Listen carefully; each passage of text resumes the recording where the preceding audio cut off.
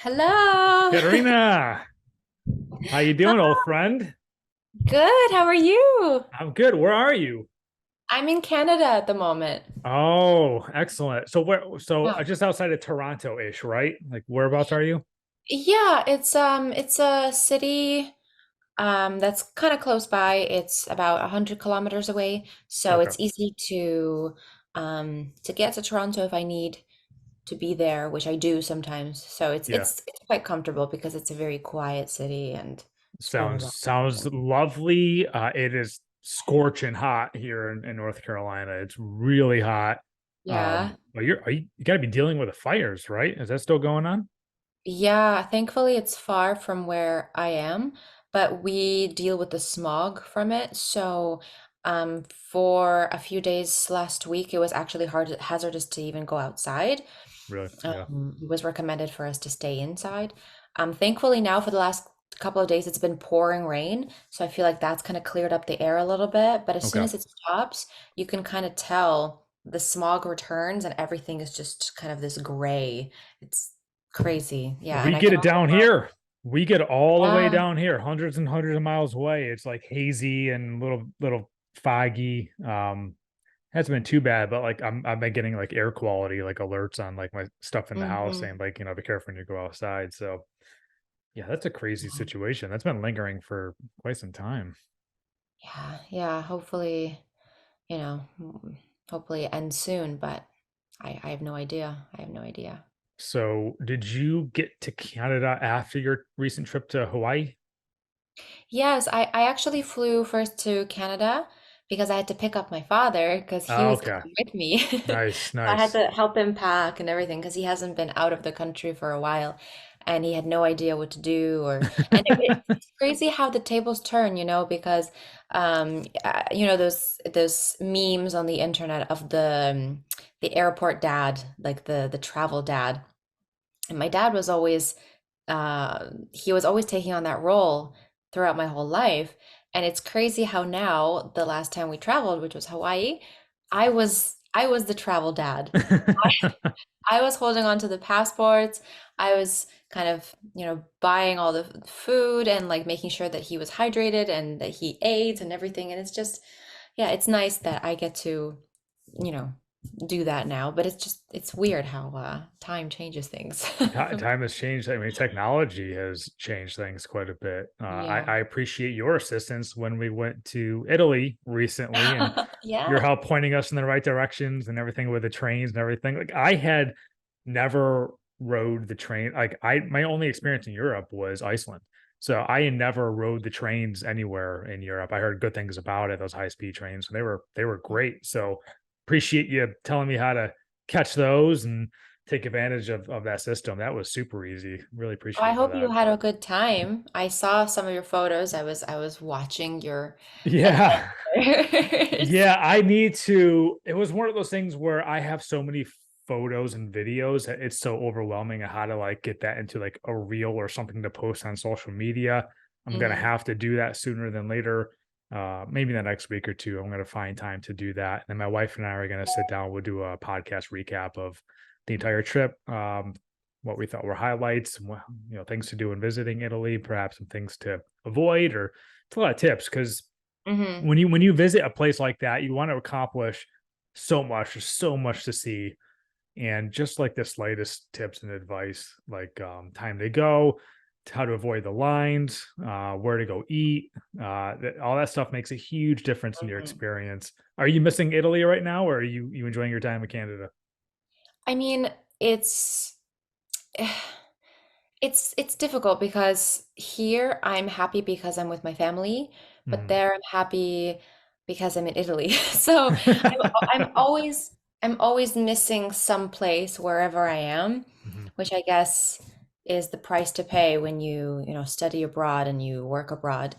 But I mean, I don't regret it, but I do always miss Italy when I'm here, just because I like the independence of it. I like the fact that Yeah. you don't need a car, you can hop on a train and you're in a different city slash country. Right. And here it's a little bit more complex. For example, I'm finally hoping to get my driver's license this summer. but I'm terrified of driving. So for me here, I'm completely blocked from doing anything. So it's definitely a different experience living here than it is Oh, in for Europe. sure. I can't imagine driving in some of these Italian streets that I saw, especially like Sorrento, forget it. Rome, no way. Like Um, I can I bet I imagine Milan's probably like just as crazy on the streets. Like I don't know if I'd drive anywhere. That's terrifying.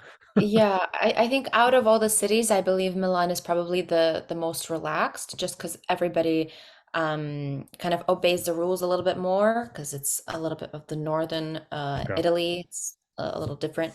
Whereas when you go down south, especially in Napoli, people just drive however they want to drive, and there's kind of, I mean, of course, there's rules in place, but nobody really follows them. So you're Oh just kind of man. on your own, hoping to survive as you arrive to your destination. So it's a bit scary. And for those of you listening to this, I didn't see our picture that I posted. I went to Italy for my honeymoon, and leg number one was stopping in Milan, where I met Ekaterina for what, like an hour, hour and a half. We got some coffee, got some breakfast before we went on our way to Venice, and that was it was really nice meeting you in person. I just kept asking you question after question. I was like, I could just, I need you back on because there's a lot to catch up on. There's a lot you're into. I know we had an awesome conversation about a year ago now, which is Yeah. absolutely insane. And you've been up to so much. And I remember asking you a lot of questions about like the music industry and stuff. I was like, this is super interesting. I want to get you back on. We got to keep talking about this. But I will say Italy, magical place. What is your favorite place in Italy? I would say like besides Milan, if Milan's number one. hmm Yes, well, to live, definitely Milan. I've been to many different places and kind of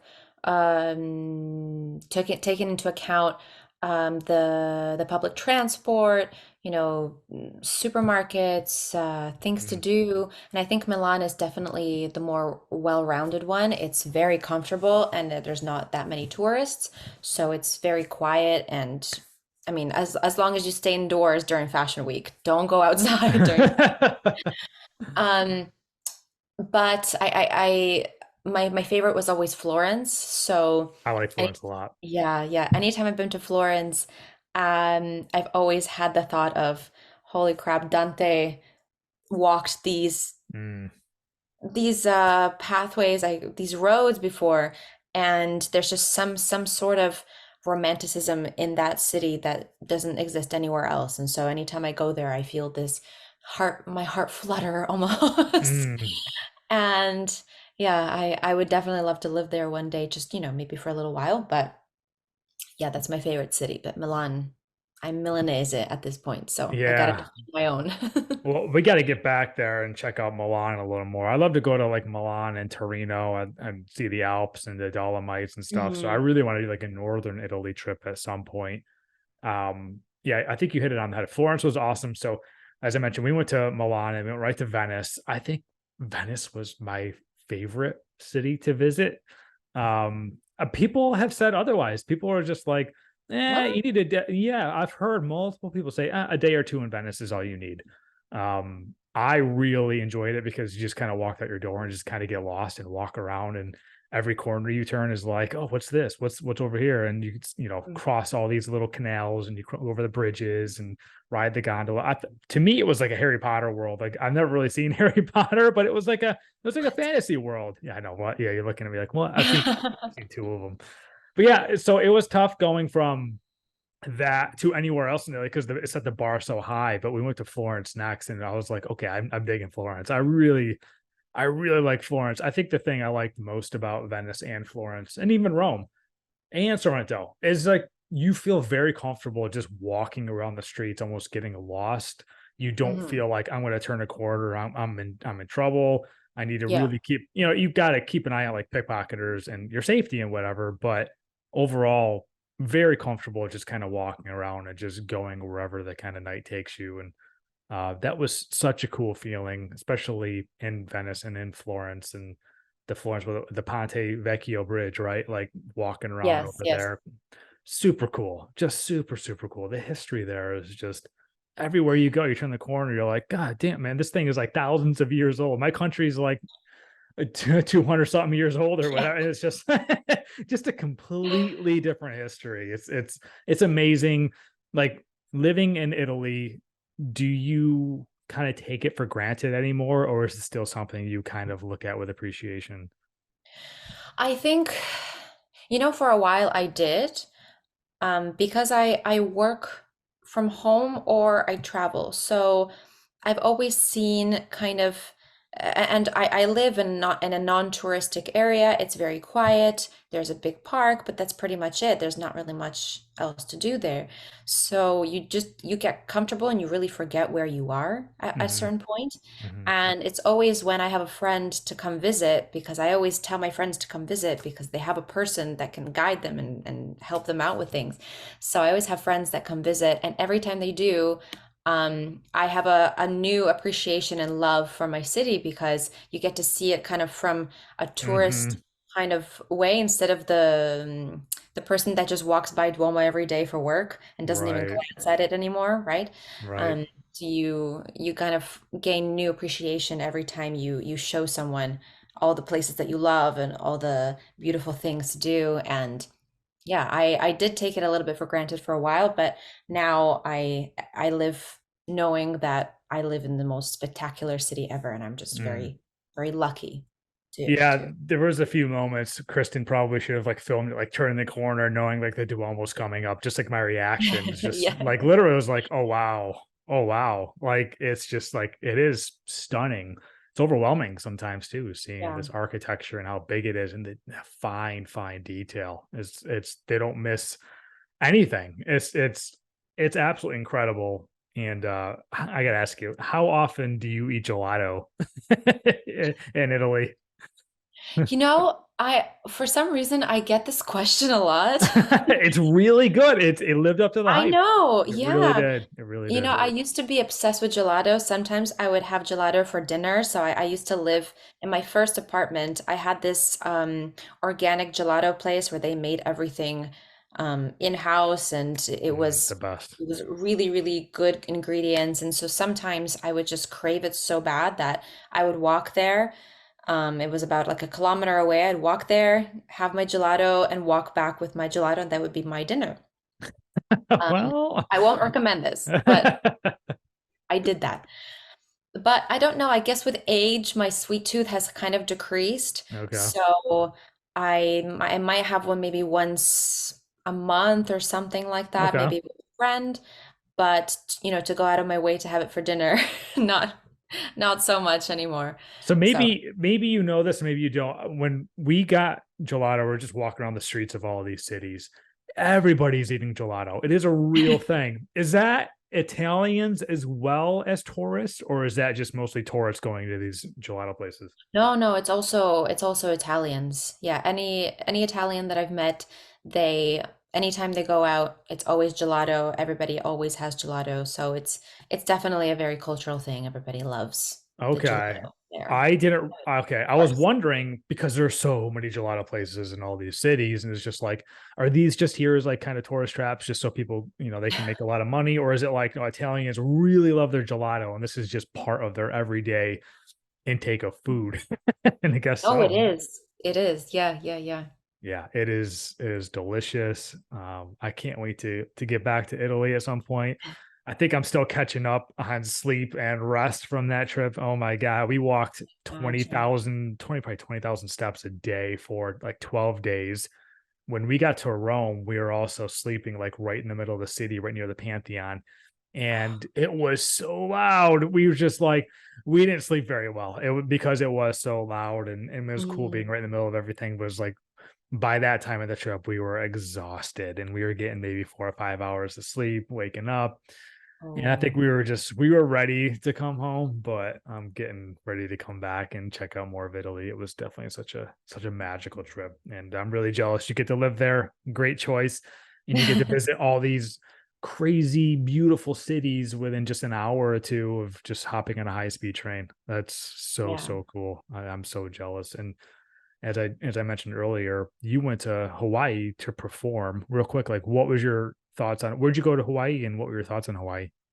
I went to the main island, so the big island. I stayed in Kona, which is the kind of, I guess, main city of the big island. If anybody lives there and I messed that up, don't come at Kona, me. Kona coffee. Did you get the Kona coffee?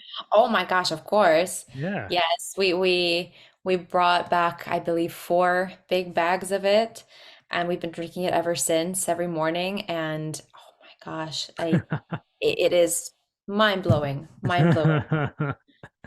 That's But amazing. yeah, I had the honor of performing at this special venue called the Pyramid House, and it was such an unforgettable experience because it's very intimate. There was only about 100 seats there, and I got to do a whole program of pretty much my own music or covers that are on the kind of interwebs that have become, I guess, listened to a lot. I don't know how to say that You properly could probably without. say viral. I mean, you are viral, right? You are a viral sensation, and rightfully so.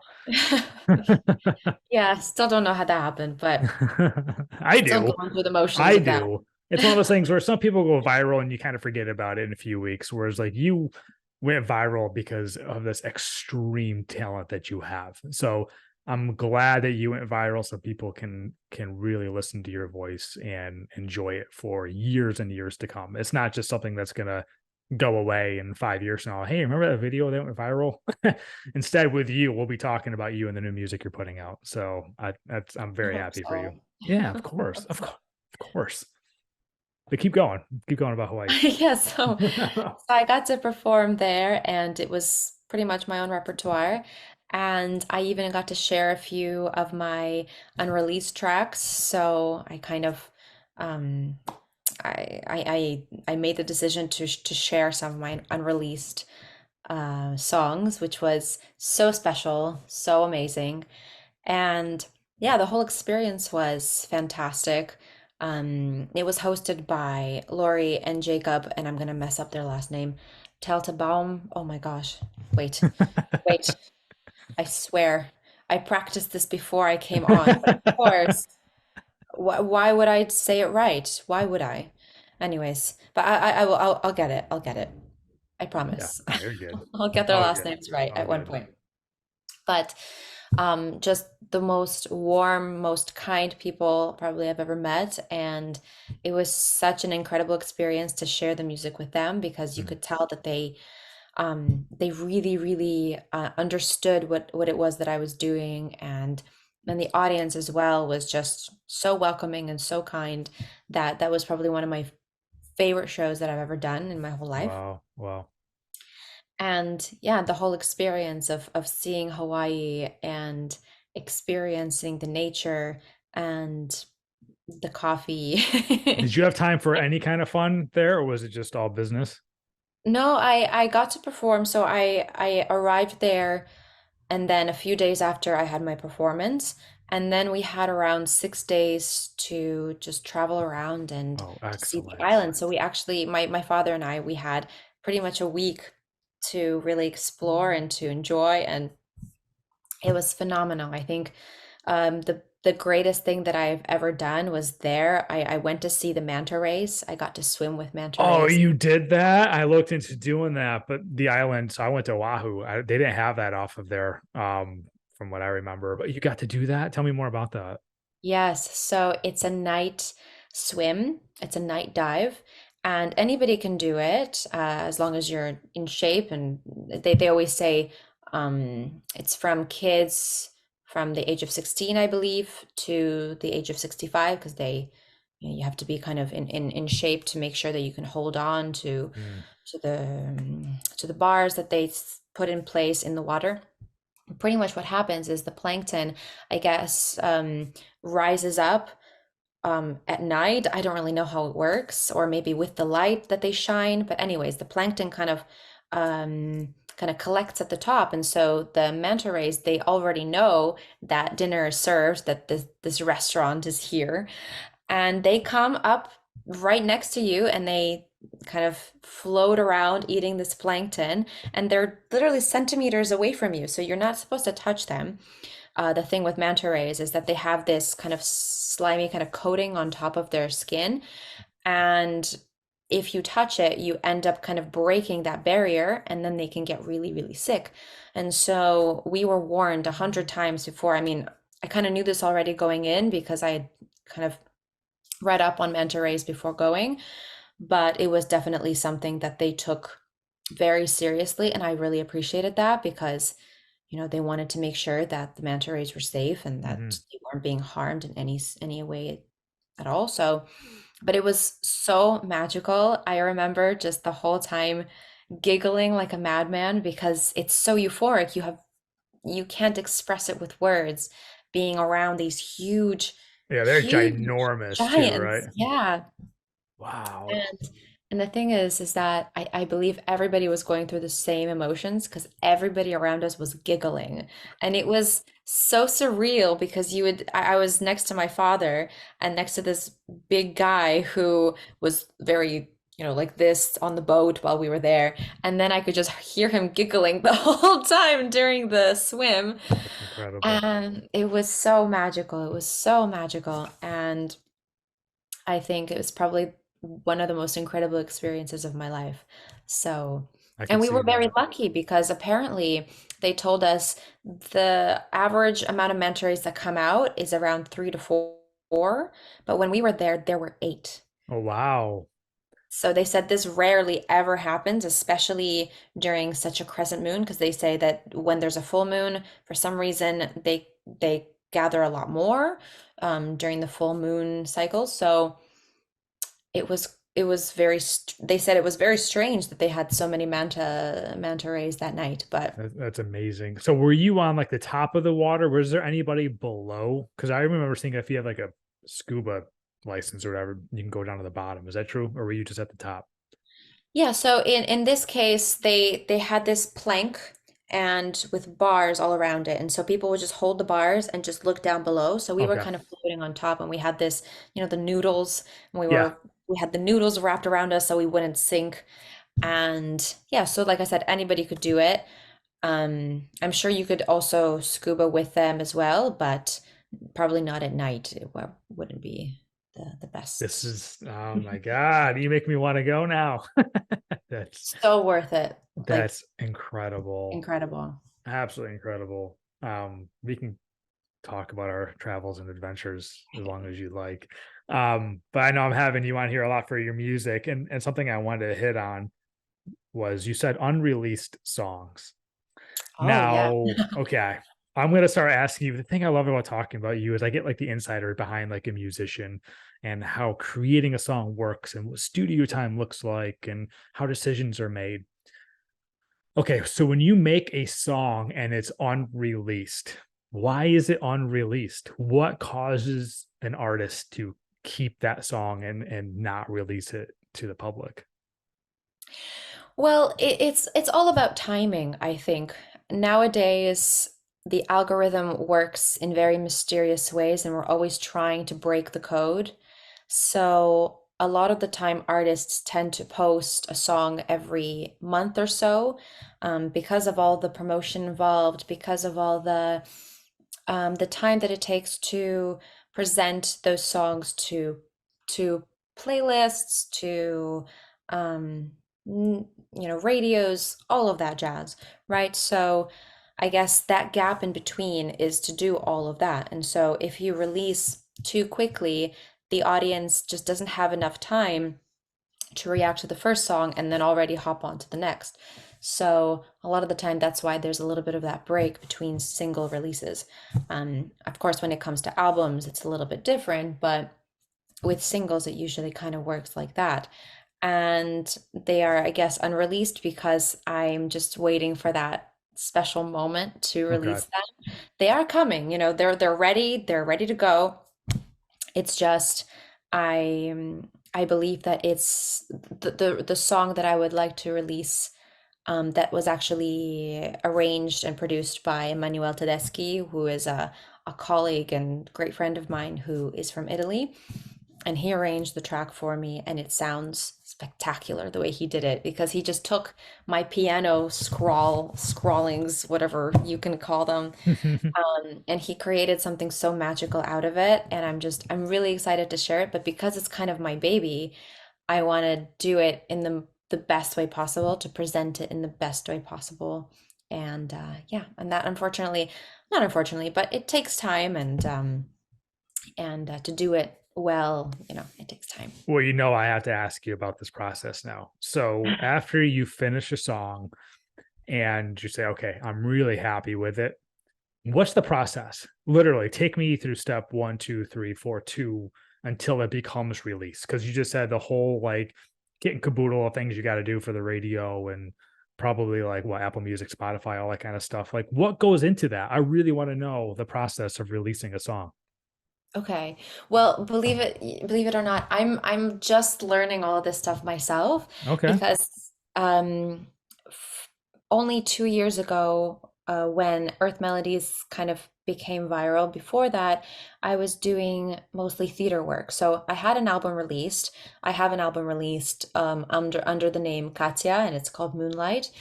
But that was a project that was a fantastic project, but I didn't really have a lot of say in it. And everything that happened with it, the releases, the recordings, everything, I was 16. I had no idea what was going on. So when Earth Melodies was released, that's kind of when I went off the track of just theater performances and into the world of streaming and songwriting and producing and things like that. So I'm still learning, and I just kind of touched the surface of what it is that I have to do.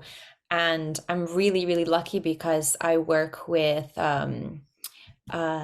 my kind of manager and distributor, Kervin Dockendorf, and he's been by my side for the last 2 years, guiding me and explaining things to me, even when I ask the most stupid questions probably imaginable. But he's always so patient, and he helps me with everything. And I have no idea where I would be without him. So he's really um, the person that has kind of shaped everything that I know to this point. So I guess with that being said, it is a process, I guess, that's a little bit maybe different for everybody, but in general, what tends to happen is, yeah, you write a song, and then you either go with a label or you release it independently. So it really depends on the person. It depends on what you want. It depends on a lot of different factors. A lot of people choose to go with a label. Um, Being with a label means that you, most of the time, you have to share the profits about 50-50, if not more. Mhm. Depends on the label, of course. Um, and what the label does is it does pretty much everything for you. It does the advertising and the promotion and things like that. So there's a lot of benefits to that, but there's also benefits of being an independent artist, which is what I am up to this point. Of course, when I release my originals and hopefully my album, I will be with a label, because I would love a lot of help with that. But with my covers and things like that, I am independent and I work with my distributor. So there's also a lot of pluses with that, because you're in control completely, and the track is yours, and you do whatever you feel like you want to do with it. So there's no wrong ways to go, in my opinion. It just depends on what you want. Mhm. Um, and with promotion and things like that, I believe it or not, I've actually not really had any promotion on any of my tracks. I do my own promotion, and I do my own advertising on my Instagram and things like that, but I don't pay for promotion. So it's all organic. So all the growth that is on my Spotify and on my musical platforms, it's all organic. So it's not Isn't anything there a that sense of pride though that comes with that? Like all of my followers are I because of guess, me. yeah. I mean, yes, it's insane. Sometimes for example, Savage Daughter blew up like crazy, and that cover is something that's super dear to me and super important to me. So watching it blow up, um without you know, paid promotion is just wild. It's yeah, it's nice. It's Yeah, I nice. mean, I'm sure you know this. You have almost 1 million followers on Instagram. Oh my God, I know. That's like it's almost like, are you sure you want to go with a label? What I mean, I don't know. You can tell me, but it's just what does going with a label actually mean? Like, are you giving up the rights to your music? Like, I'm sure a lot of people are thinking when I asked that, like Taylor Swift, right? Like, she lost like the rights to her music and they had to like re-record them to like have them again. Like, what does that look like when you sign with a label? And like, what can they tell you to do? Can they tell you perhaps what music they're looking for in the future? Like, hey, we're looking for this, or like, what kind of rights do they have when it comes when you sign with them?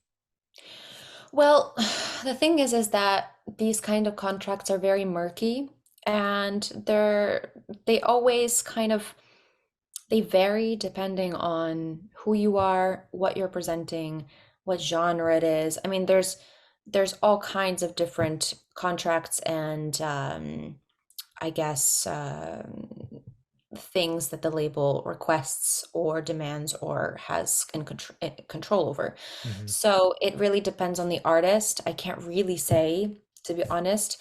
I know that most of the time the label will take 50% of the master, which means of the recording itself.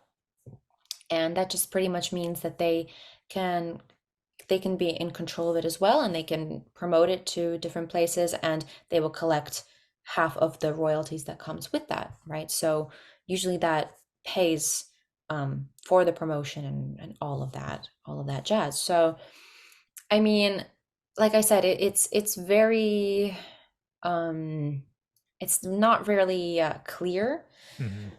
and every artist kind of decides for himself, what works for them. I've read contracts that are absolutely ludicrous and completely unfair for the artist, and I've also read contracts that are kind and take into account the artist and their wants and needs. So it's definitely, if anybody's listening and thinking about signing with a label, I think the most important thing is always read the contract thoroughly, so thoroughly. And I always recommend getting a lawyer Mhm. because these kinds of things, once you're bound, you're bound. So I feel like that's, maybe that's what happened with Taylor Swift as well, is that um when she was bound, that's it. What can you do? You can't do anything.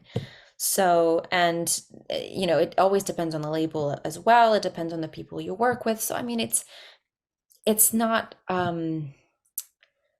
so crystal cut clear with Mhm. these kinds of things. You just kind of take it with every single person. There's a different scenario and different contract. So. What kind of promotion would a label like give you? What does promoting even look like nowadays? Because in the days of like digital music and streaming, it's so different than how we grew up. Like, Mhm. we know promoting, I don't know, like you hear a song, I don't know, just hearing a song on the radio 20 years ago is different than just throwing on Spotify or Apple Music and just scrolling through all these songs every 20 seconds just because you can.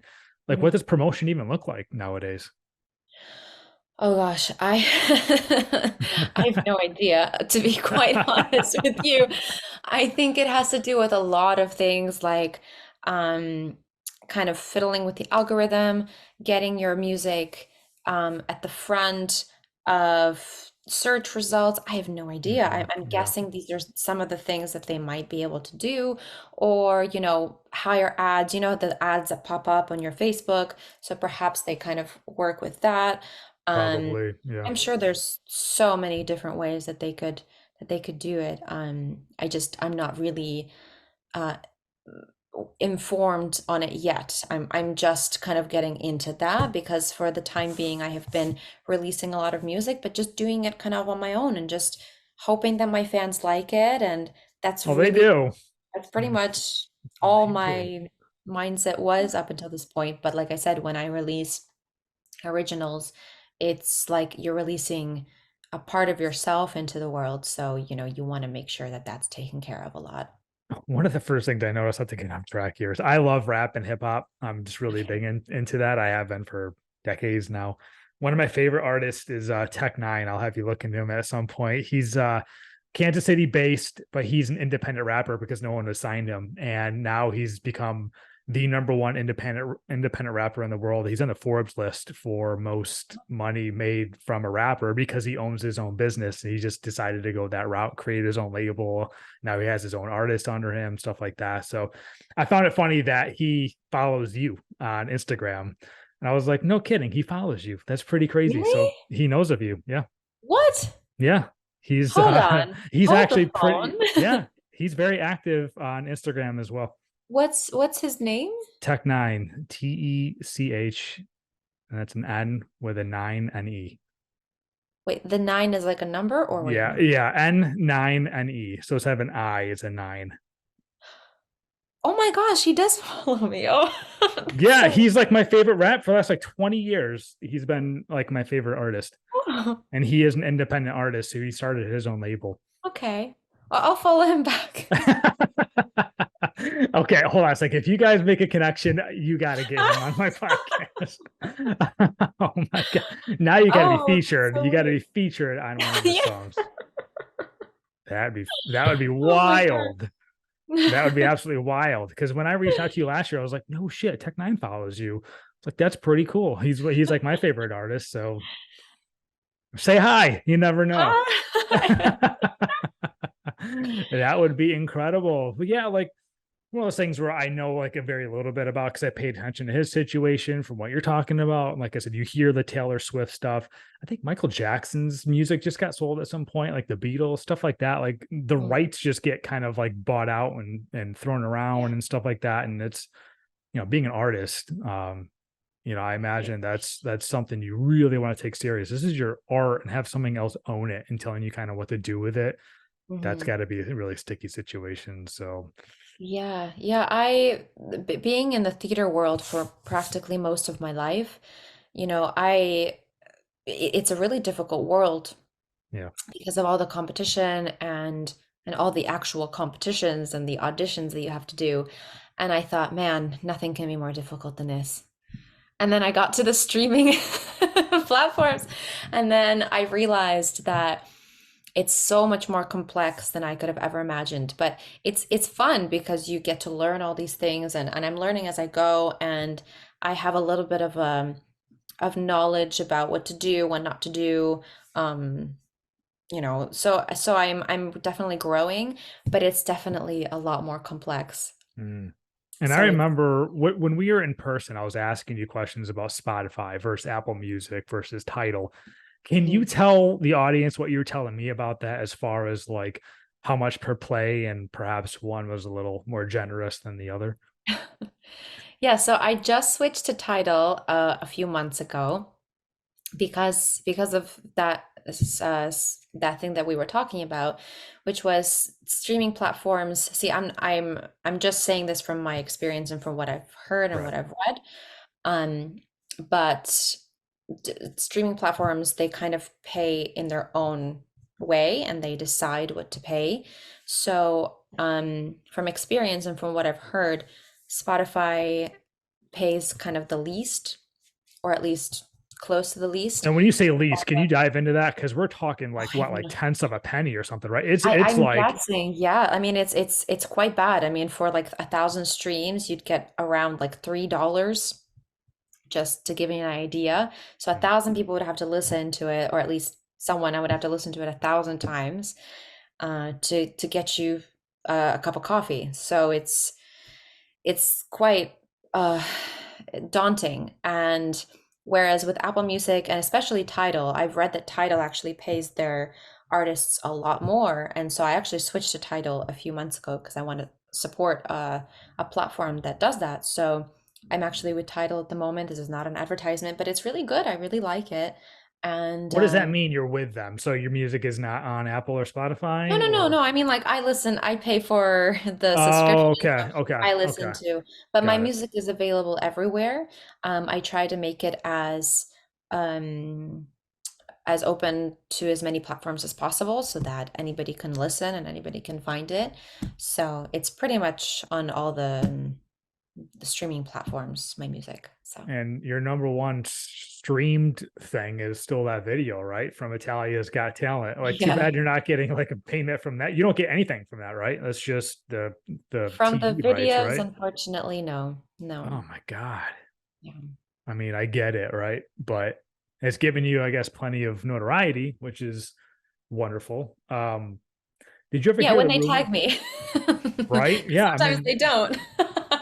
Which is kind of like and I've noticed this because I've never noticed it before, but now being the artist that sometimes I see my videos being kind of pulled around and no mention of my name or anything. I notice how often people do this and people just reshare someone else's art or someone else's video without even tagging them or giving them any sort of credit. And I feel like that's just it's so disheartening. It's very sad hmm, um because that person did the work. They created this content, this music, this art, whatever it is that they did, and then someone else is just kind of gaining that attention from it without actually which is fine, if you share it because you like it and you want to share this artist with other people. I think that's fantastic, but please give them credit. And unfortunately a lot of the time people don't, and it's disheartening to see. It's yeah. disheartening. It's just them putting out a video that, is going viral. They want to ride the wave and try to get more followers and clicks, and then so hopefully they can benefit from it. It's exactly what they're doing. Exactly. Yeah. Yeah, that's a bummer. Kind of speaking of like streaming music, are you aware that songs are now becoming shorter so they get more plays? And to get more plays equals more clicks, more money. You're shaking your head. Yeah. Is that something that ever affects the music that you're putting out? No, believe it or not, I got asked this question because my music is actually quite short. So Earth Melodies, for example, is about 2 minutes long. Conjuring Storms is even less than 2 minutes long. Awakening is like 3 minutes long.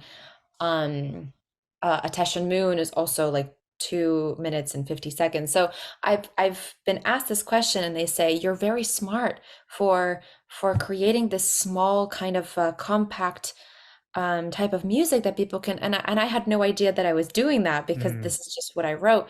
But you're completely right, and it's something that is happening right now. And I did it without even realizing that I was doing it, because I didn't do it on purpose. It's just how my songs are. But yeah, I feel like nowadays, I saw this video where they said that people have an attention span of about 6 or 7 minutes, 6 or 7 seconds. So reels have to be, you mhm. know, I mean, you can't even make videos anymore. It has to be reels of a maximum about 30, 40 seconds so that people are engaged and then they can go on and watch something else. Otherwise, they won't stick around. And, even with YouTube videos, you can see where people kind of switch off. And a lot of people switch off after like a minute and a half because of that the lack of attention span. Mhm.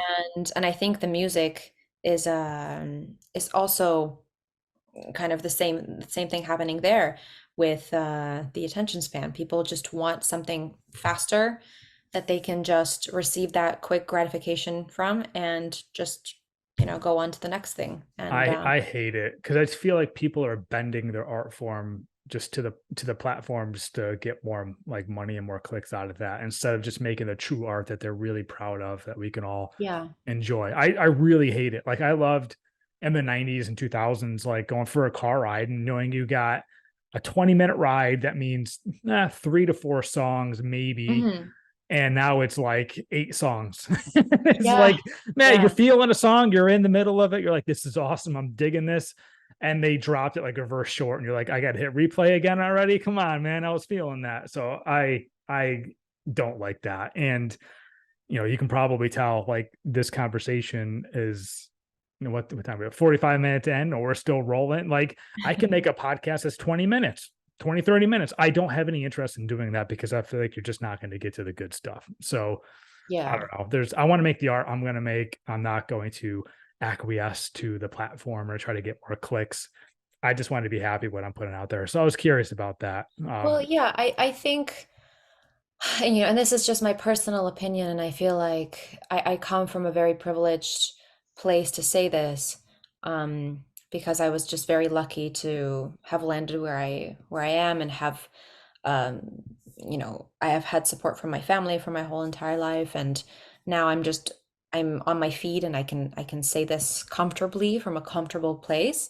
But I believe that, as soon as we start to think of music as a way of making money, of course we all have to eat, we all have to pay rent. But I believe that with art especially, it's the meaning behind it and it's what you want to say. And as soon as we turn it into a money making machine, it loses every inch of soul that it could potentially hold. And unfortunately nowadays, you listen to, and I love music that comes out nowadays too, but when you compare it to music from even, I mean, I'm a huge fan, for example, of Pink Floyd.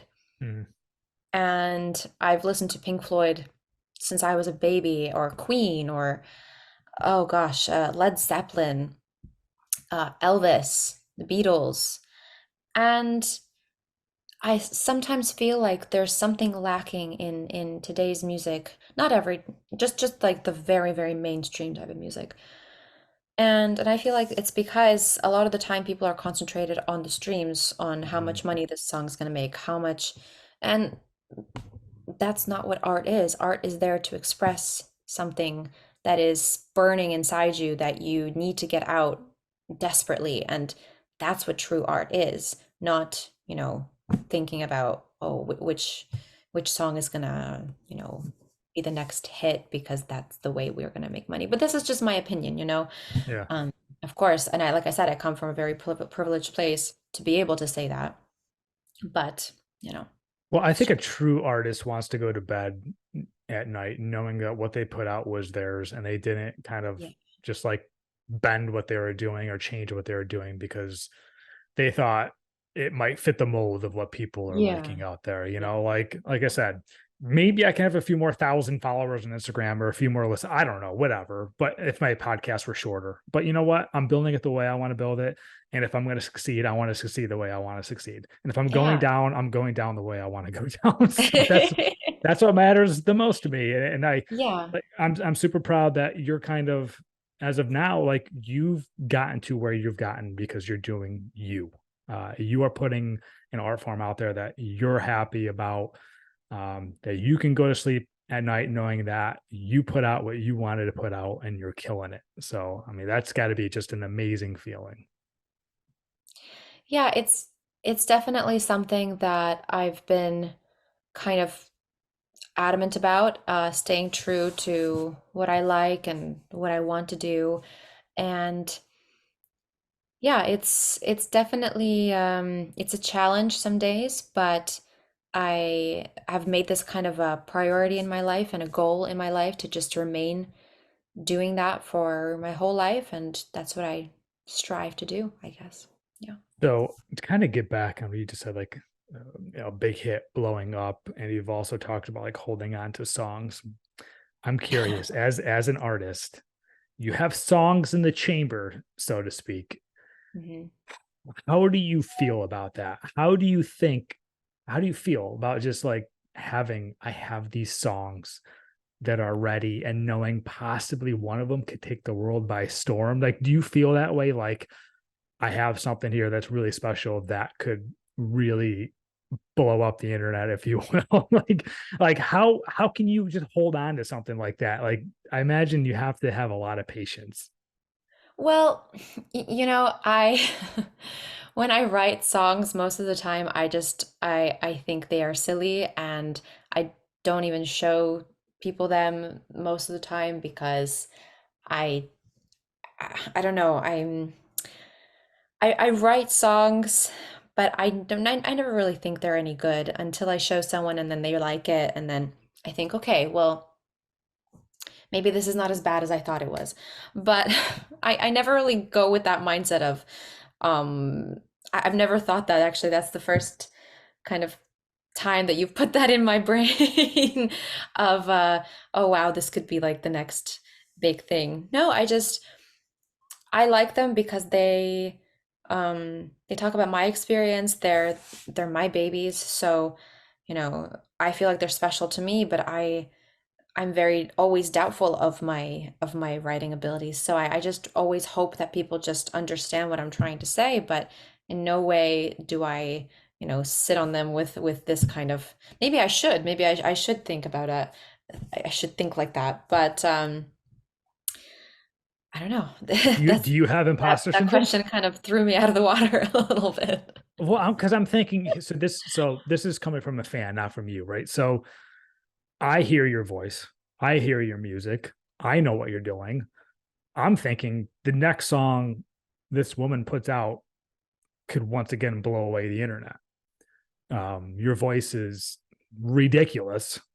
So that's how I'm thinking. So for you to hold on to art, it's like Pablo Picasso holding on to his paintings and waiting to show the world. Like for real. And you never know which one is going to sell for $1 billion at some auction or whatever. Do you suffer from imposter syndrome? Yes. Yes. Like terribly. But, I've been working on it, and it's Talk been about that, because that's honestly, that's one of the most relatable things you can probably say, because you are one of the most talented people I've ever had a conversation with, and you suffer from imposter syndrome. Like people go to work every day and they sit on their computers and work in Excel spreadsheets or whatever, and they suffer from imposter syndrome. So it's probably just relatable for someone to hear that with your level of extreme talent, that you also deal with that. So if you don't mind, just talk about that for a moment. well, I've always been a bit of a perfectionist, definitely. Ever since I was young, and I've always, this is very personal, but I've always suffered with very low self-esteem just from a young age. I believe it might have had to do with the fact that I was kind of on stage from a young age, and I always had, eyes on me, and I always had to do my best, and I always had, this pressure of doing really well because, when you're on stage, if you mess up, it's not a good look. So Yeah.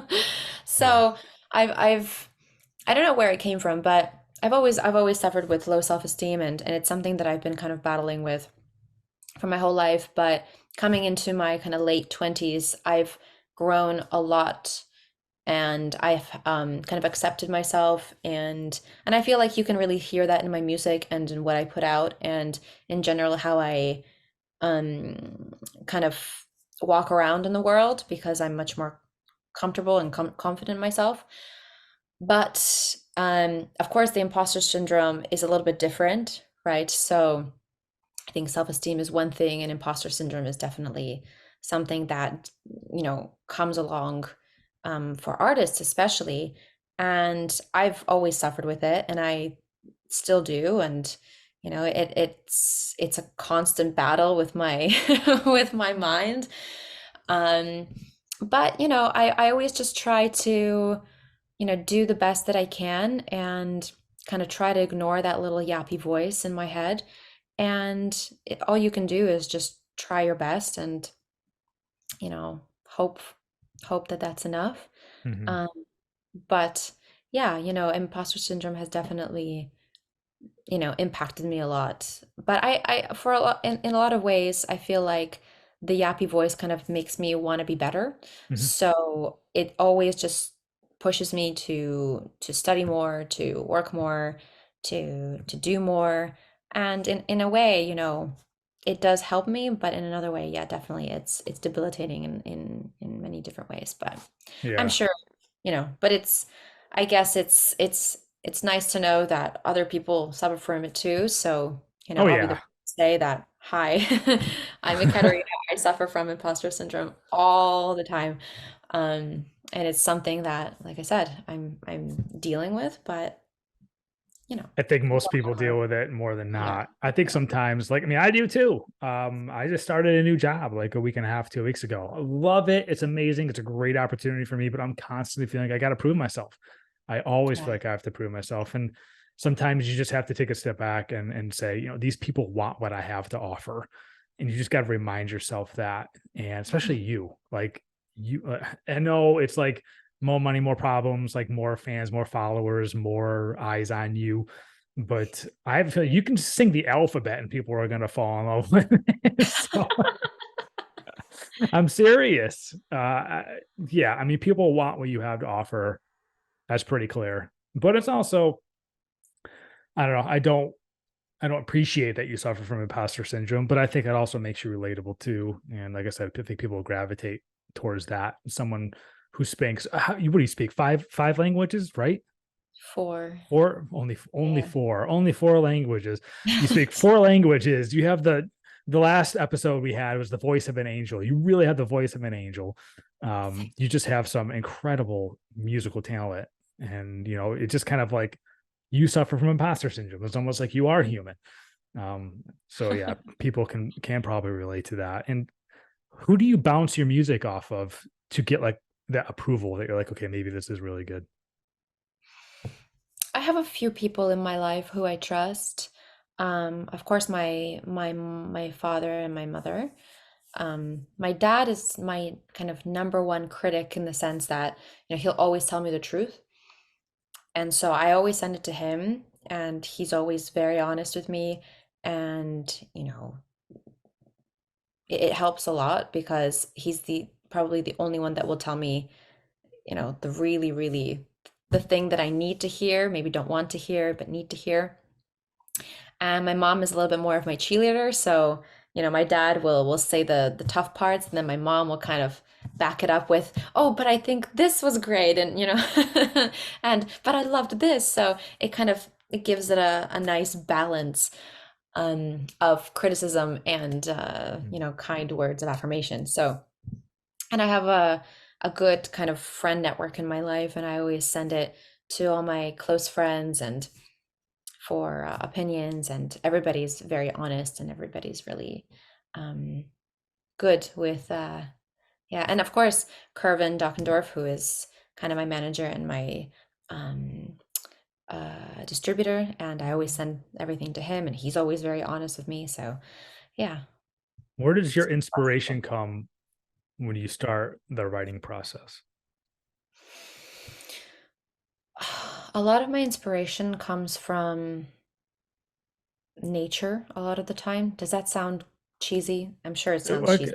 explain. But but the times where I feel melodies coming to me the most is when I'm in the midst of nature, so in forests, or because I love to hike, and I love going camping, and I love just being surrounded by green and just going places that are untouched by humans. So when we were in Hawaii, we were always trying to find these like isolated beaches and these hike spots that nobody knows about, and I always get inspired by that.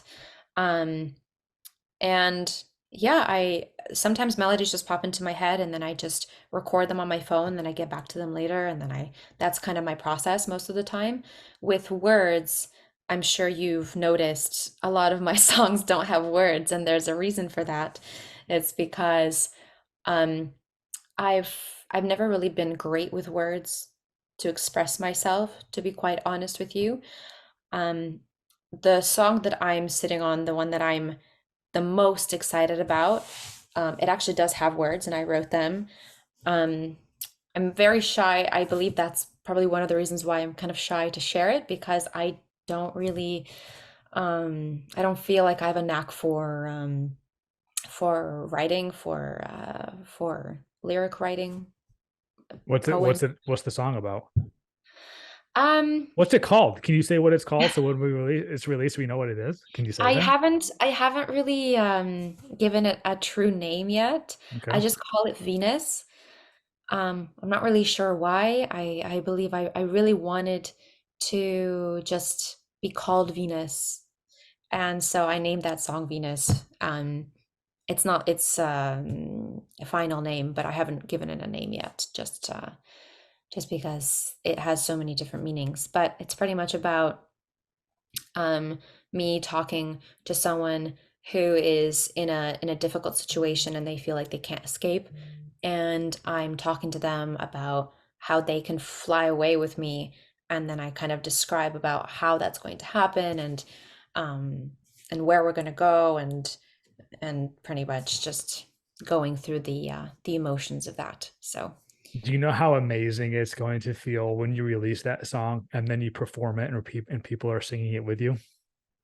that I yeah, I believe that that's probably my biggest dream, is to, to sing to an audience and hear them singing back. I feel like I would just pass out from euphoria at that point. So, yeah, I that's my don't know of a bigger and better rush than that. Something that just came from your head. You wrote it down and people know it so well, they're going to sing it back to you on yeah, stage. yeah, That'd yeah. be absolutely amazing. Yeah, I remember I went to a concert of LP. I don't know if you know I don't think LP. so. She's fantastic. One of my biggest I'm one of her biggest fans. I love her so much. Her music really makes me just head to toe and goosebumps in her voice and everything. And so I went to her concert about a year ago. And I mean, I knew all her songs by heart, and I was just standing there, singing along with her. But then she had one song, I believe it was One Last Time, and it was the one that kind of went viral that year and everybody knew. And at one point, everybody sang the melody, which was la la la la la la la la la la la la la la la la, and everybody, the band stopped playing, and the whole audience just sang that melody, and it was the most insane feeling, and I can only imagine the way that she felt hearing that being sung back to her, which was it was surreal. So that's as soon as I heard that, I knew that that's what I wanted. So Mm. that's kind of my dream now. My goal is Well, to have you that can happen. only achieve it if you take the risk and release the music that I you've will, I written. promise. I will, I will, I will. I will. It's coming. It's coming. I Sooner can't than wait. I can't wait for that. I'm sure your fans can't wait for that. And it's one of those things like I do podcasts and I release them and I'm just like, all right, let's just let it rip. Let's just go. And you just never know what you're going to say, what sentence or what word or who you're going to talk to that's going to affect somebody that one day that happens to hear it.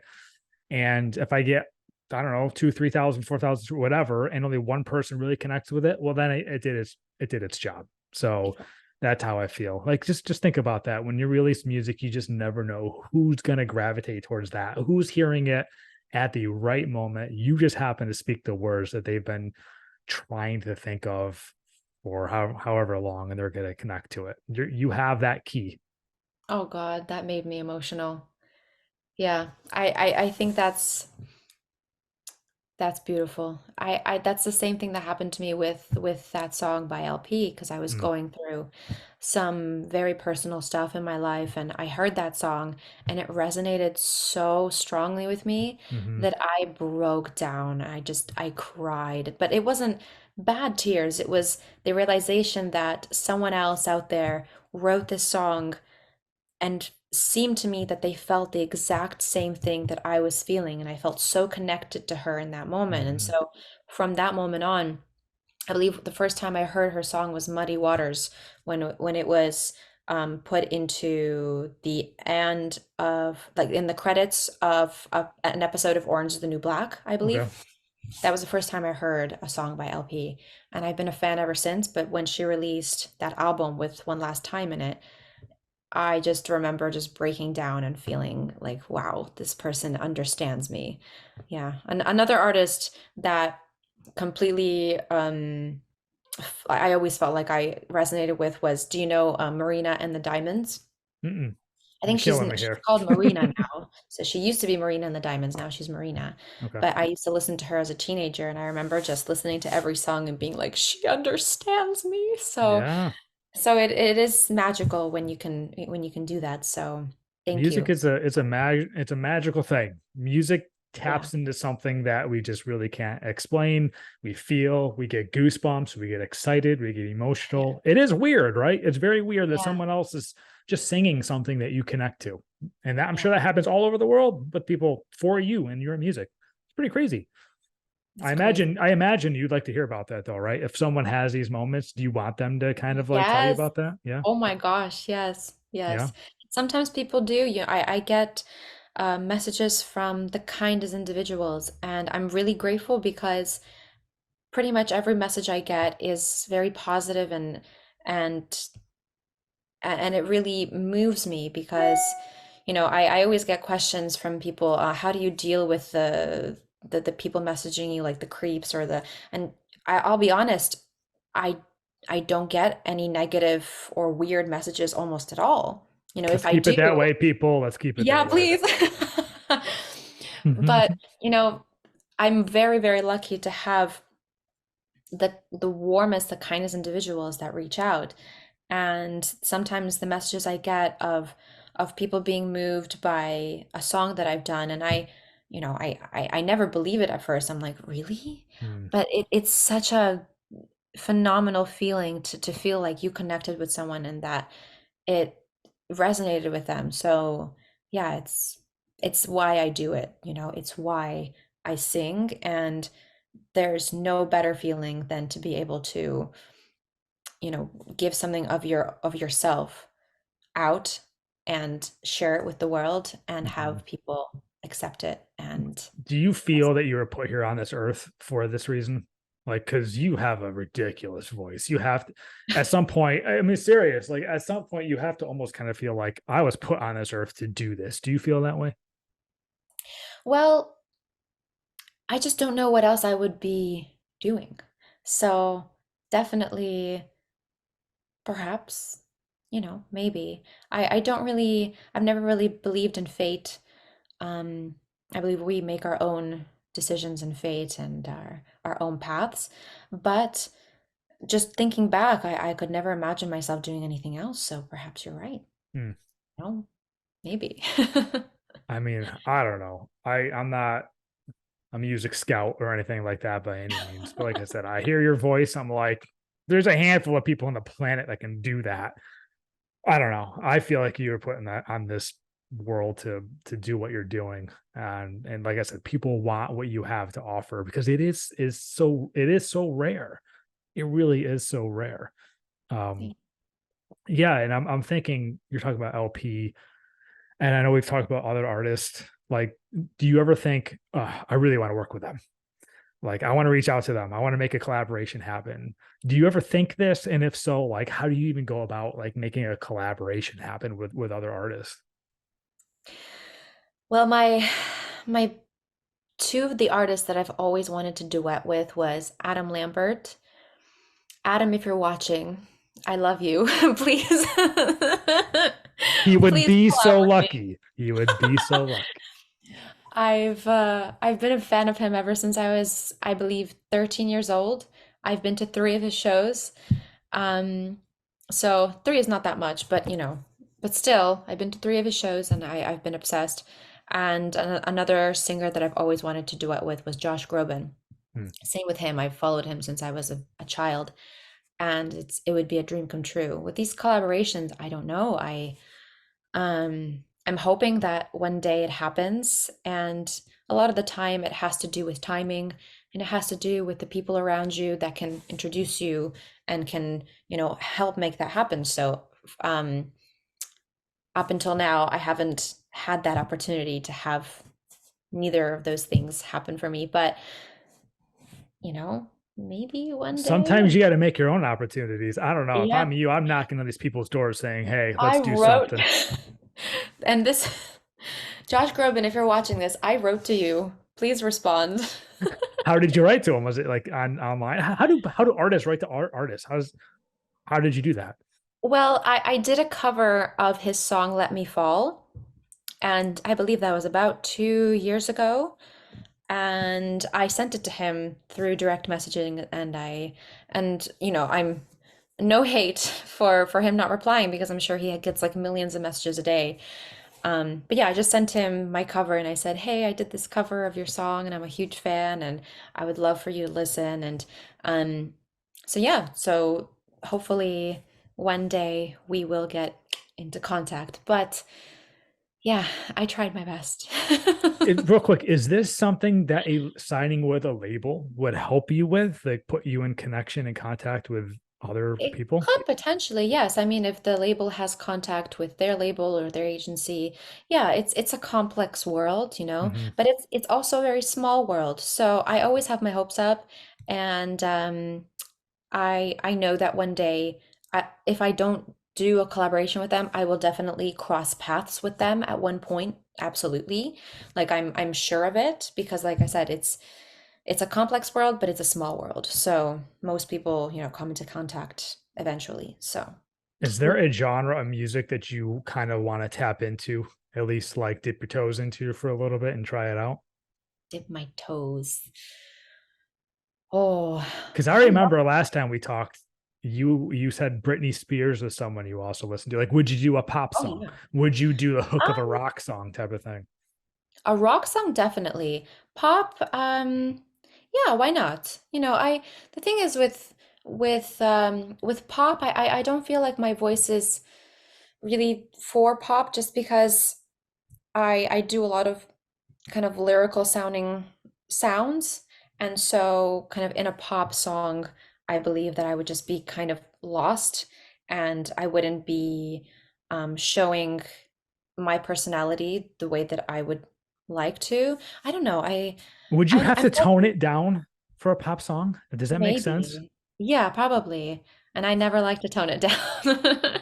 That's something to think of. Yeah, because your voice is so strong and powerful. It's almost like, yeah, you would almost have to kind of dumb it down a little bit for a radio Well, song, right?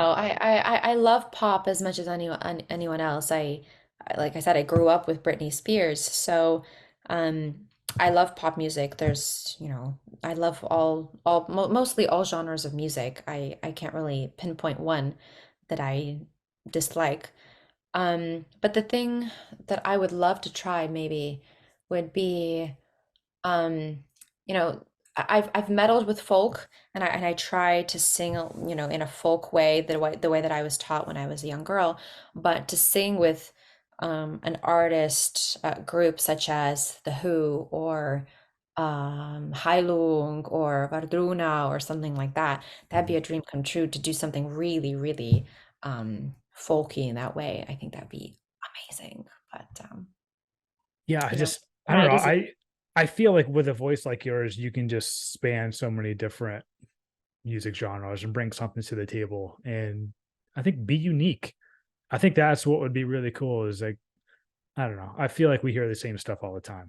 And I think like you crossing genres at some point would be really cool. And it'd be like, oh, this is something different. I've been waiting for something different like this. And with a Mhm. voice like yours, I don't know. I think that would be appreciated. At least I would appreciate it. Maybe that's just me. I'm thinking like Whitney Houston or something like that. Could you belt out a Whitney Houston song? Um, the thing is that as much as I'm a coloratura soprano when I sing in my head voice and I can reach really high notes, in my chest voice, which is, Whitney Houston usually sings kind of on a belt, which means kind of in her chest voice. My chest voice is quite low, and so my break between my head voice and my chest voice is quite low. Hmm. And as much as I've been training it for as long as I can remember, it still remains quite low. So I could probably never belt out a Whitney Houston song. I could do it in my head voice and it would sound a little different. I What could does do that it. mean in your head voice? What does that mean? So you either sing in your chest voice like this, or you go in your head voice, which is, it's uh, we all have a break in between our chest voice and our head voice, and Hmm. sometimes the break is higher or lower depending on your range. Um, so Whitney Houston, she could belt out really high notes in her chest voice, whereas because my break is so low, it's like a B flat, which is like embarrassing. But I have a very low voice in my chest voice, so I can hit very low notes, but that also comes at a cost because I can't belt really high.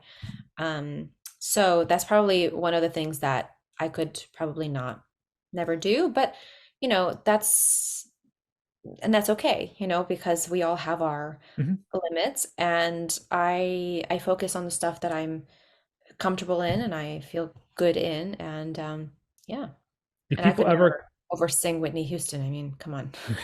Come on.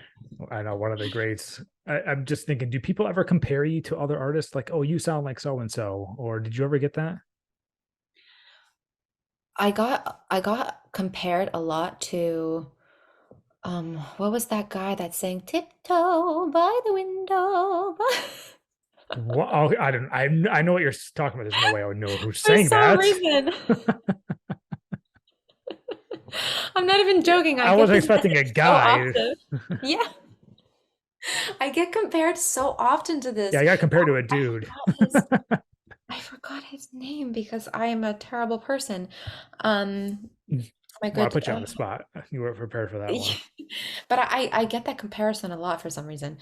Um, sometimes I get Sarah Brightman, Lana Del Rey, especially when I do her covers, then of Yeah, course yeah. makes sense.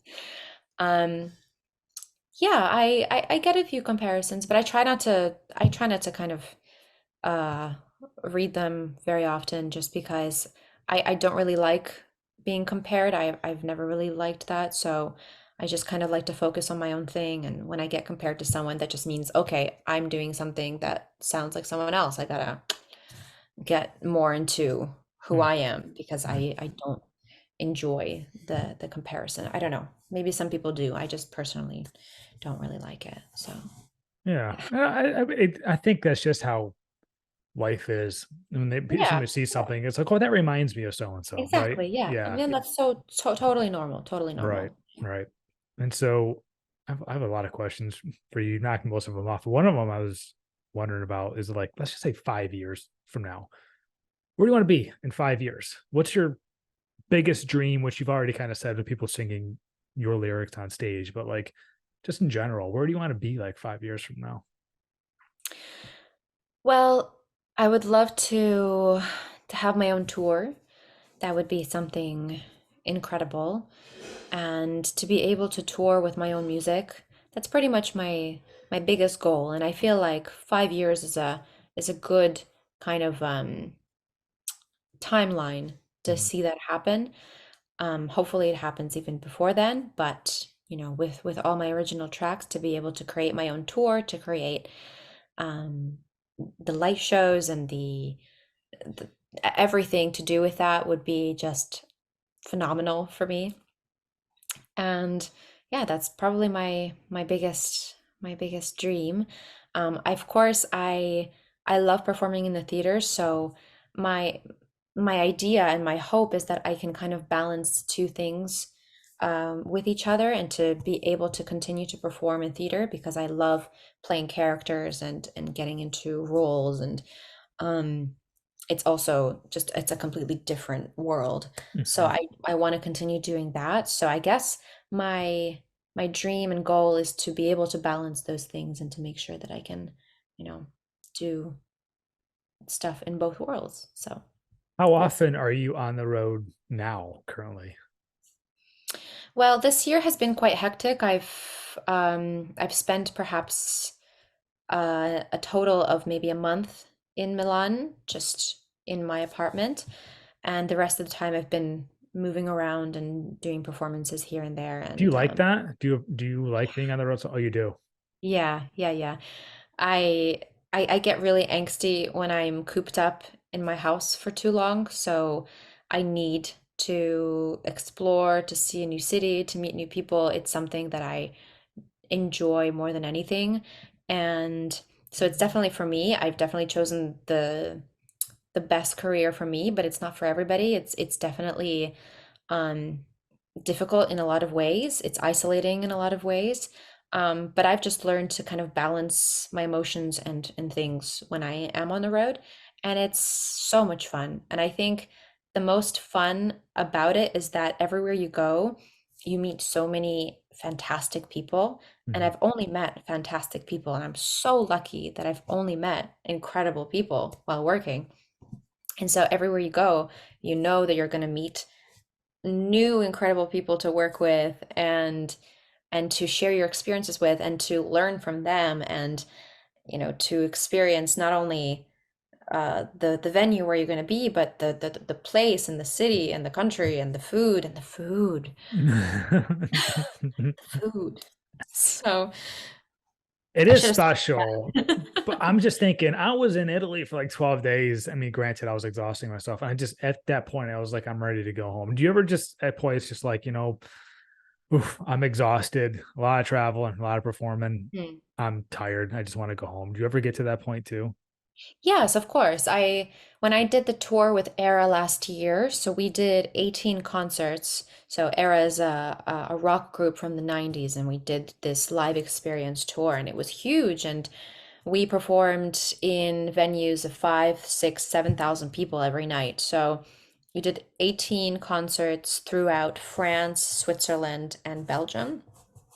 And by the end of the tour, I think everybody was a bit burnt out and everybody just wanted to get home, Hmm. and me included. So definitely there comes a point where you're tired of the hotel room and all you want to do is just curl up on your own couch, with your own tea mug and In just your have own your own bed. space. Yeah, yeah, yeah, yeah. So no, definitely you get to that point, but I think it's important to find a good balance.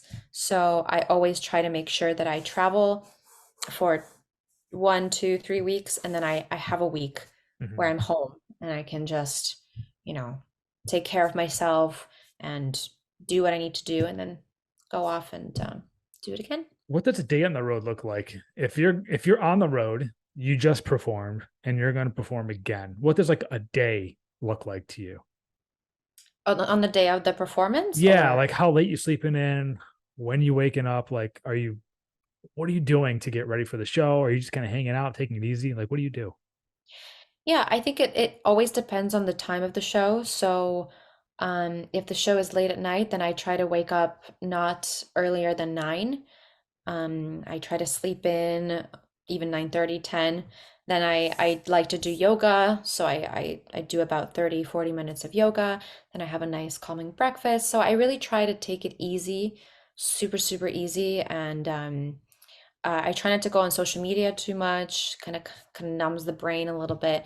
So I try to read, and I eat really, really healthy. I don't eat meat on days of performances. I try not to eat meat almost at all, but especially on performance days, I don't eat. I don't eat any meat. I try to stay really healthy and hydrate a lot, and yeah, just chillax, relax before the show, you know? Well, do you get I imagine you probably get anxious, right? I mean, do you have Yeah, of anxiety course. kind of running through you? So are you Yeah, yeah, able to yeah. really relax? Um, I think it's a really it's a mental state that you can really teach yourself how to either embrace or to fear. And I have learned to embrace it. And, I of course get really nervous before a show, but I try to kind of go through the motions instead of being, really tense and anxious about the fact that I'm anxious and nervous before the Hmm. show, because Hmm. it's normal. I feel like if you're not nervous before a show, then something's wrong. I feel Hmm. like you need to have a little bit of those nerves that kick in, and I feel like you do a way better job when you're just a little bit like, on edge, and then you just, do your best. I So. don't think I asked you this before. If I did, I'm sorry. I'm trying to remember like what would I maybe I did. Where is your dream location to perform at? And I ask you this because when we were there, Bruce Springsteen was there in the ancient ruins of Rome, like right outside the Colosseum. Like that's pretty freaking cool. That'd be one of the coolest places I think you can ever perform. Is there a location where you're like, this would be the best place to perform? Huh. Well, I don't really have a dream place because I want to perform everywhere. So my dream place to perform is everywhere. Um, I love the Rogers Centre in Toronto. I think it's a super awesome, huge venue. That'd be amazing. To fill up a stadium like that is a dream, I think, for any artist. Mm-hmm. As a child, I've always dreamt of performing at La Scala, for example, or the Met Opera.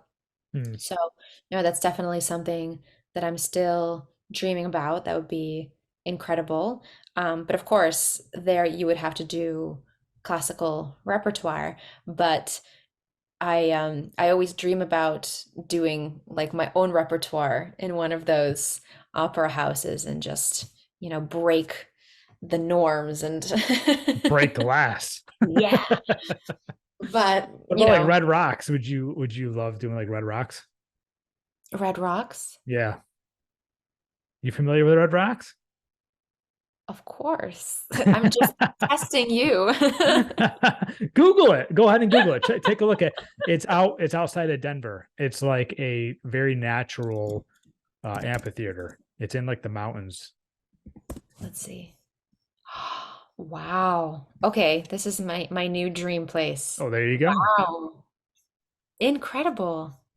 That's my new dream place. That's There you it. go. Yeah, Red Red Rocks would be. Rock. I really want to go see a show there. And another thing I was thinking, because I was thinking of the ancient ruins in Rome, is a year ago I was in Turkey, and we went to Izmir, and Izmir has all the old ruins, and apparently they still use like the Colosseum there for performances. Some really big time artists perform there in the middle of Wow. the ruins, and it's an amazing place because I remember like my buddy like went up to the top of the stairs and I was on the stage, and like the way the acoustics are set up, there's like no echo or anything like that. Like the way they built these auditoriums years and years and years ago is just absolutely mind blowing. I can imagine it would be incredible to perform at like places like this. Wow. I think your Yeah. voice would fit it. You'd be raising the dead with a voice like yours in their ancient ruins. That would be absolutely Yeah, I gotta amazing, be careful with that. right? That'd be quite the show. Oh man, Ekaterina, I could have you on like all day. It's been awesome just catching up and just honestly like shooting the shit with you again. And it was great meeting you in person. Like I Oh, yeah, just for me as well. Yeah. I honestly don't see much slowing you down at this point. I'm really excited for you. And I actually know you just released a song, right? Crescendo Von. Do you want to talk Yeah. about that? Talk about that. Sure. So it's a song written by Vincenzo Sorrentino, and we recorded it a few months ago. It's a beautiful song that talks about, the love that a person has for their significant other and how the music kind of guides them. And it's a very romantic Italian piece, right? Mm, You can really tell it's Italian by the lyrics. And it's super fun. It's a very sunny song. I think it's perfect for the summer. And yeah, we recorded it together when I went to Napoli because Vincenzo, he lives in Napoli. mm. And it was a lot of fun, and it's a great song. So if you like Italian crossover style songs, this one's for you. It's a little bit different than what I'm usually kind of releasing nowadays, but I decided to test the waters because I really like crossover as well, and I've always listened to it since I was a child. Josh Groban is one of my favorite artists of all time, and he does crossover Right. repertoire. So I really wanted to kind of, see where that boat leads me, and I love the song. So I hope that anybody that is listening that wants to listen and check it out does and likes it as well. Real quick, what is your favorite language to sing in? Oh, Spanish, I think. Why is that? It rolls off the tongue very well, and it's my favorite language to speak in, to be honest. Um, I like the way my voice sounds in it. I think every language, your voice sounds a little bit different, and singing in it is the most comfortable. It's the phonetics of it are so comfortable to sing in, and Italian as well. Hmm. And yeah, I just feel much more comfortable there. So, So and it's this very like song, passionate. yeah, So, oh for sure. And so this song you have labeled Venus as of right now. What language is that written in? English. You got to make it hard on yourself, huh? Well, it's my native tongue, I I'm already suffering from imposter syndrome when I write in English. Imagine me writing in Italian or Spanish. My Uh, brains will explode. well, I want to know what you're saying. I'll be like, oh, this sounds wonderful. No idea what she's saying, but Yeah. I really like it. That's awesome. Ekaterina, you're welcome back anytime. I know you know that. Hey, Um, thanks for being just awesome. Just very down to earth. Please stay that way when you get the million and then 2 million and 3 million followers because you know it's coming. oh Yeah, gosh. it's been a blast. So like I said, anytime, and hopefully I get to see you again in person. Maybe we can make a bigger thing out of it. We can go travel in northern Italy. I want to come see a show. Um, so are you currently touring, right? Where are you touring next? I have a few concerts. I have a concert on the 12th of my gosh, August in Cuernavaca in Mexico. So it's going to be a classical concert. It's just opera, strictly opera. From then, I'm going to China and I'm performing there Wow. with an organization called I Sing. And then in February, the new tour starts with Era. So there's going to be 16 concerts all throughout France and Switzerland and Belgium, just like last time. And yeah, all the tickets and all the information is on my website. And I have Which is a, what? Let's hear it. What is your website? it's my last name.com. So shelehova.com. I'll link it in the show notes too. So just scroll on down and click it, Yes, yes. and please And follow you I'm too. very lucky as well because my a dear friend of mine actually helped me with the website. His name is Mohsen, and I'm going to like the other last name that I butchered, I will butcher his last name as well, for sure, for sure. So I'm not gonna I'll send it to you so you can Yeah, like please tag do. it with the but I'm gonna butcher it. Um, but yeah, I was very, very lucky to have his help with it, and I think it turned out fantastic because Awesome. I had a website before that, and it was lovely. It was a great website, but it was just kind of lacking a lot of things that I felt were really important to have. So Moxon helped me out a lot, and yeah, and now it's up and running. So check it out. Great. You Ah, deserve the best. And like I said, I'll link it in the show notes. So please just scroll down, click on it, and also follow you on Instagram at Ekaterina Shelehova. You got 1 million followers. You can't miss it. Yeah, you're awesome. You're fantastic, Ekaterina. Thank you so much. And I thank appreciate it. you. All right. We'll Thank talk you. soon. Talk soon. Thank you so much. You're Bye. welcome.